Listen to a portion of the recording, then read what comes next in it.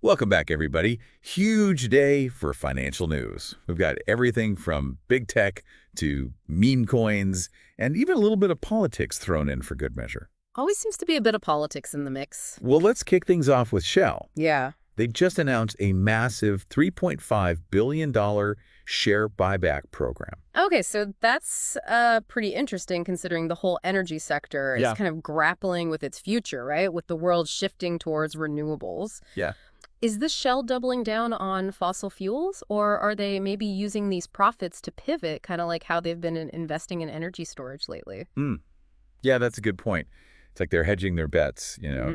Speaking of big bets, Oh, yeah. SoftBank's reportedly thinking about pouring $15 to $25 billion into OpenAI, Whoa! the company behind ChatGPT. Can you believe that? That's a lot of money. It is. I mean, if that happens, they become OpenAI's biggest backer, even bigger than Microsoft.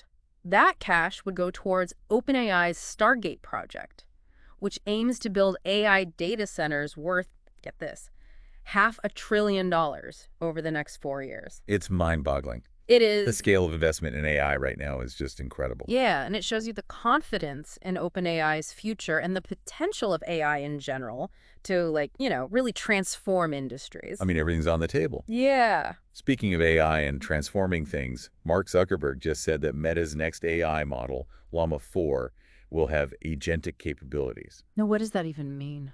Well, apparently it means Llama 4 won't just answer your questions. It can do complex tasks, like autonomously. Okay, so like a really, really advanced virtual assistant. Yeah, think of it like having a personal AI agent that can handle stuff for you. Exciting, right? Definitely exciting. Maybe a little scary, too. Just a tad. Yeah. I mean, it brings up a lot of questions about how we'll interact with AI in the future. Like what happens to jobs? Right. And what does it even mean for us, like our own agency? Big question. Zuckerberg even thinks 2025 could be the year when open source AI, like Llama, becomes the dominant force. Wow. That would be a huge shift. It would be interesting to see how that plays out, especially with those big companies like Google and Microsoft pouring money into their own AI, their own proprietary models. Absolutely. It's like a race to see who can integrate AI most effectively. It really is. And speaking of competition, there's a Chinese company called DeepSeek that's caught the eye of Microsoft's CEO, Satya Nadella. Oh, yeah, I read about it. They've got this app that supposedly rivals ChatGPT. But at a fraction of the cost. Right. And that sent shockwaves through the U.S. tech sector. Yeah. People are worried China might be about to challenge America's, AI dominance. For sure. And Nadella even acknowledged their innovation, even though he didn't specifically say DeepSeek would, bring down AI costs or anything. Still, a pretty big deal coming from him. It is. And it makes you wonder about the future of AI development, right? Like, what if DeepSeek can get similar results with, less powerful chips and lower costs? Yeah, what does that mean for U.S. companies? Right. Do they need to change their approach? Mm-hmm. And then there are the geopolitical implications, right? What if AI dominance shifts? Lots to unpack there. For sure. Okay, so let's move on to IBM. They're clearly making a huge push into AI. Okay. I mean, they just crushed their Q4 expectations. And their CEO made it very clear that AI is priority number one. That's interesting. So what are they actually doing? Well, they announced this $2 billion backlog specifically related to generative AI. Whoa. It's a clear shift in focus for them. They've got this whole platform built around AI with their hybrid cloud, something called Granite LLMs, and their Watson X AI assistant. Okay, so they're really going all in. Oh, yeah.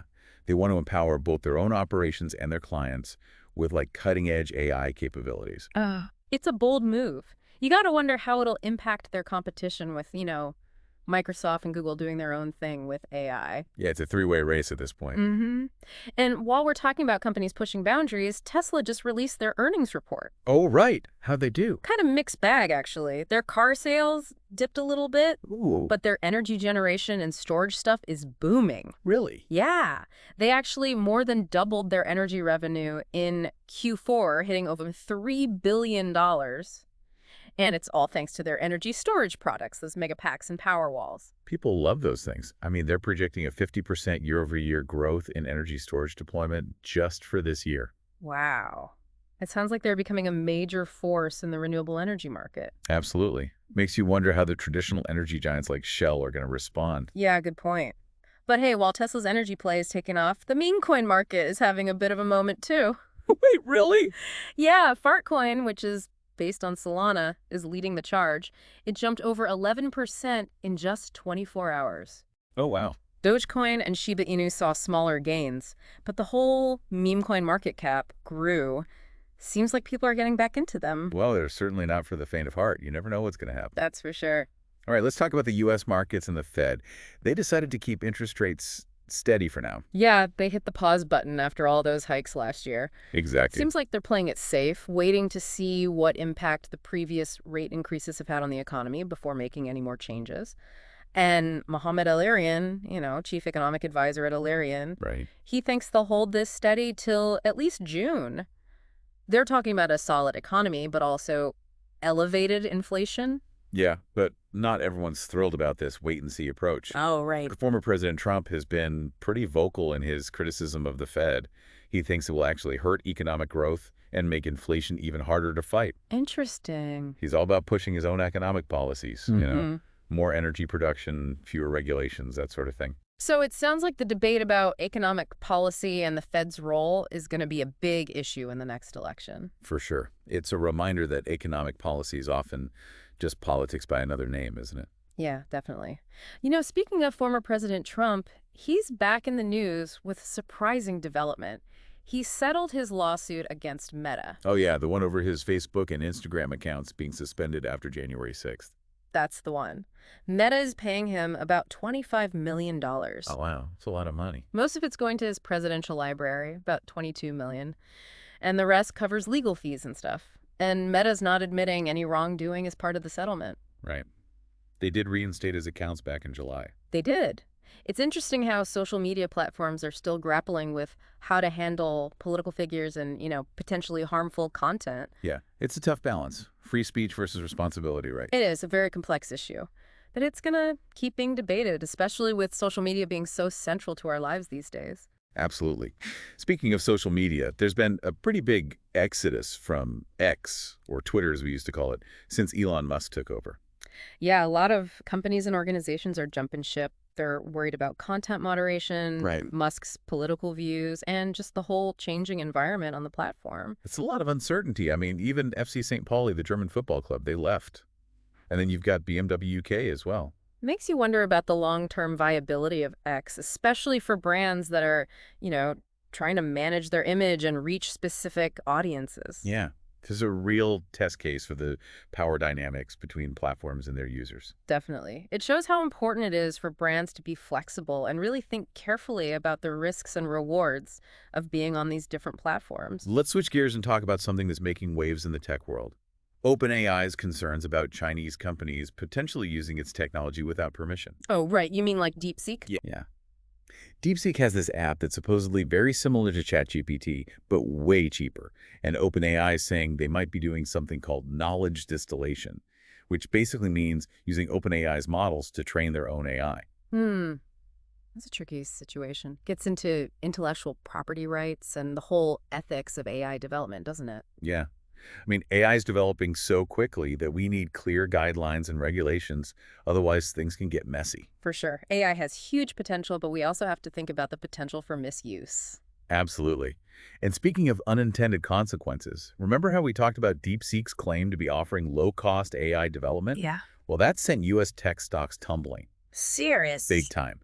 DeepSeek's ability to make a powerful AI model, despite those U.S. restrictions on advanced chips, has investors worried. Like NVIDIA, they lost almost $600 billion in market value. Whoa, that's a huge hit. It is. It makes you realize how volatile the tech sector can be. Investor sentiment can change so quickly based on, perceived threats, opportunities. It does. So the big question now is whether DeepSeek can keep this momentum going and actually disrupt the AI market. Or was this whole thing an overreaction? It's hard to say for sure. Only time will tell. But the AI race is heating up, that's for sure. It is.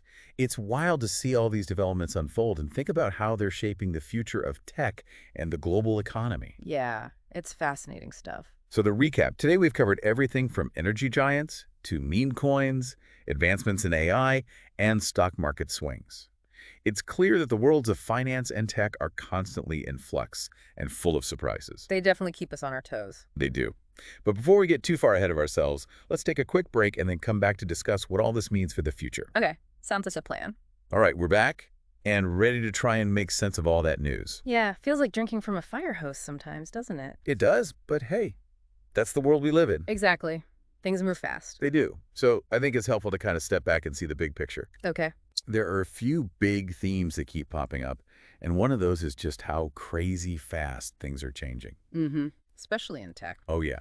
If you can't adapt, you're going to get left behind. For sure. And Shell's a good example of that, right? Oh, yeah. How so? Their share buyback program, that's a pretty traditional move, but at the same time, they're investing in energy storage. Yeah, it's like they're trying to play both sides. Exactly. They're hedging their bets. Smart move, probably. And then you've got companies like IBM just totally going all in on AI. Like, they're not messing around. Nope. They want to be at the forefront of this whole AI revolution. It's pretty ambitious. And then there's Elon Musk, always stirring things up. Yeah. Love him or hate him, he's never boring. He's not. Mm-hmm. Even if he's wrong about LiDAR, his companies are pushing the limits of what's possible. Yeah, true. And speaking of pushing the limits, what about that DeepSeek story? I know, right? A Chinese company coming out of nowhere and challenging the whole idea that the U.S. has a monopoly on AI. And they're doing it by making it cheaper. Exactly. Yeah. Makes you wonder if this is going to lead to AI being more accessible for everyone. Could be a good thing. Potentially. But then there's the whole national security angle and concerns about China surpassing the U.S. in AI development. Yeah, can't forget about that. It's a reminder that tech isn't just about innovation. Nope. It's about power. Exactly. And then you've got former President Trump back in the news.